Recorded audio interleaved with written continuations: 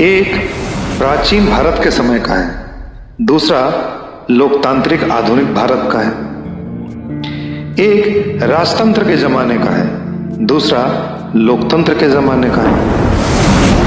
एक के समय में राजदरबार और गुप्तचर हुआ करते थे, दूसरे के समय में चुनावी राजनीतिक संगठन हुआ करते हैं।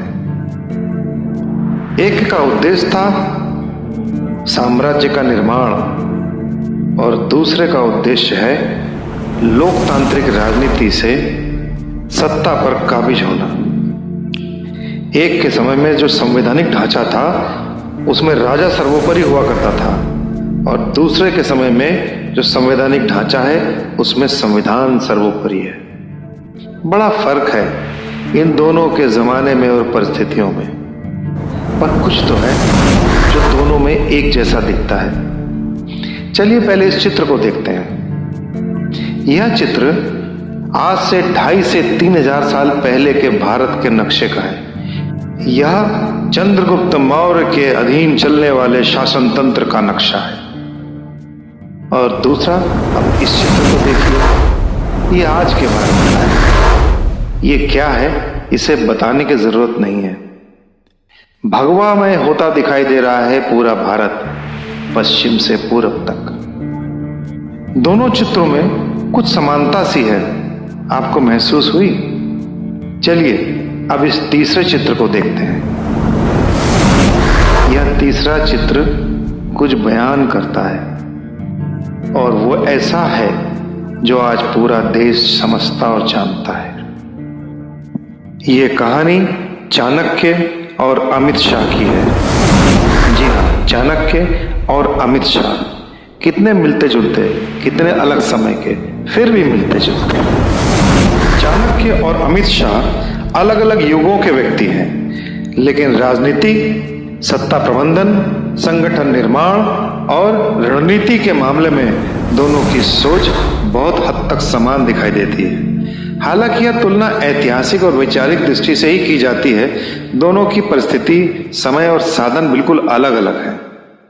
फिर भी चलिए देखते हैं दोनों की सोच में समानता है कहाँ। चाणक्य की सोच थी कि संगठन मजबूत होना चाहिए, तभी सत्ता पर असली शक्ति बनी रहती है। वो मानते थे कि केवल राजा शक्तिशाली होने से राज्य सुरक्षित नहीं होता। उनके अनुसार प्रशिक्षित प्रशासन, गुप्तचर तंत्र, अनुशासित सेना और सक्षम मंत्री परिषद ही राज्य की वास्तविक ताकत होते हैं। उन्होंने अपनी पुस्तक अर्थशास्त्र में राज्य को सप्तांग, जिसमें 7 अंग होते हैं, राजा, मंत्री, जनपद, दुर्ग, कोश, सेना, मित्र, इसका समूह ही बताया था राज्य को। वहीं अमित शाह की रणनीति कहती है कि संगठन का निर्माण करके ही सत्ता तक पहुंचा जा सकता है। बूथ स्तर तक पार्टी की संरचना बनाना, माइक्रो मैनेजमेंट, प्रत्येक क्षेत्र के लिए अलग रणनीति, कार्यकर्ताओं को निरंतर सक्रिय रखना। 2014 और 2019 के चुनावों में भाजपा का बूथ नेटवर्क इसी सोच का उदाहरण माना जाता है। इसलिए दोनों में समानता यही है कि व्यक्ति नहीं, संगठन सबसे बड़ी शक्ति है। चलिए अब देखते हैं दूसरी समानता। चाणक्य के अनुसार गुप्तचर तंत्र को अत्यंत महत्वपूर्ण माना जाता है। वे कहते थे कि राजा को हर क्षेत्र में जानकारी होनी चाहिए, इसलिए सूचनाओं और नेटवर्क को महत्व देते थे। जनता का मनोभाव, विरोधियों की चाल, सीमाओं की स्थिति और आंतरिक षड्यंत्र, ये सब राजा को पता रहना चाहिए। वहीं राजनीतिक विश्लेषक मानते हैं कि अमित शाह भी डेटा, फीडबैक और जमीनी रिपोर्ट को बहुत ध्यान देते हैं। निर्वाचन क्षेत्रों का विस्तृत डेटा, जातीय और सामाजिक समीकरणों का अध्ययन, स्थानीय मुद्दों की अलग अलग पहचान, ये सब बताते हैं कि चाणक्य और अमित शाह की सोच में कितनी सिमिलरिटी थी, कितनी एकरूपता थी। दोनों की रणनीति में जानकारी ही शक्ति है का सिद्धांत स्पष्ट रूप से दिखाई देता है। चलिए तीसरे बिंदु पर आते हैं। चाणक्य ने नंदवंश को हटाकर चंद्रगुप्त मौर्य को स्थापित करने के लिए वर्षों तक योजना बनाई। उन्होंने तत्काल लाभ के बजाय दीर्घकालिक साम्राज्य निर्माण पर ध्यान दिया।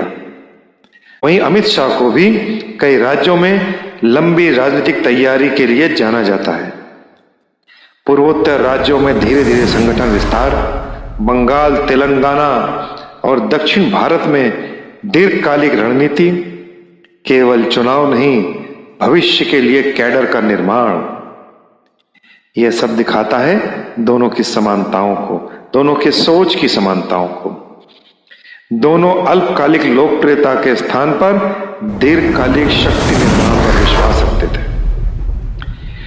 देखते हैं हम कि चाणक्य ने अर्थशास्त्र में कहा था कि साम दाम दंड भेद सभी कुछ जायज है सत्ता पर रहने के लिए।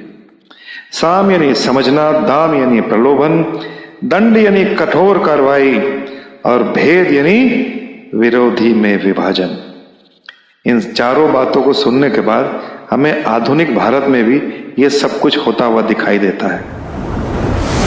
राजनीतिक स्तर पर अमित शाह भी विपक्षियों को कमजोर करके लाभ उठाने वाले रणनीतिकार माने जाते हैं। क्षेत्रीय दलों के असंतुष्ट नेताओं को साथ लाना, गठबंधन राजनीति का उपयोग, विपक्षी वोटों के विभाजन का विश्लेषण, दोनों की समानता कहती है कि दोनों व्यावहारिक राजनीति, प्रैग्मेटिक पॉलिटिक्स में विश्वास रखते हैं, केवल आदर्शवाद में नहीं। पांचवा बिंदु एक और भी है, सत्ता से अधिक नियंत्रण पर ध्यान। चाणक्य स्वयं राजा नहीं बने, लेकिन सत्ता की दिशा तय करते थे। उनका लक्ष्य सिस्टम कंट्रोल था। वहीं अमित शाह को भी अक्सर राजनीतिक नियंत्रक के रूप में देखा जाता है। चुनाव प्रबंधन, संगठन नियंत्रण, राजनीतिक दिशा निर्माण, दोनों की समानता बताती है दोनों पर्दे के पीछे रहकर भी व्यापक प्रभाव डालने की क्षमता रखते हैं। वहीं राष्ट्र सुरक्षा को सर्वोच्च प्राथमिकता देना भी दोनों की एक समानता है। चाणक्य के अनुसार राज्य की सुरक्षा सर्वोपरि है। वे आंतरिक और बाहरी शत्रु दोनों को कठोरता से निपटने में विश्वास रखते थे। वहीं अमित शाह गृह मंत्री के रूप में आतंकवाद विरोधी नीति, जम्मू कश्मीर से अनुच्छेद 370 हटाना, आंतरिक सुरक्षा पर जोर, इन मुद्दों पर उनकी छवि कठोर निर्णय लेने वाले नेता की रही है। दोनों की समानता बताती है कि दोनों मजबूत राज्य की अवधारणा का समर्थन करते हैं। चाणक्य और अमित शाह की तुलना मुख्यतः उनकी राजनीतिक सोच, संगठन क्षमता, दीर्घकालिक योजना और व्यावहारिक राजनीति के कारण की जाती है। दोनों के काम हमें एक चीज सिखाते हैं, खुद ही को कर बुलंद इतना कि हर तकदीर से पहले खुदा बंदे से खुद ये पूछे कि बता तेरी रजा क्या है।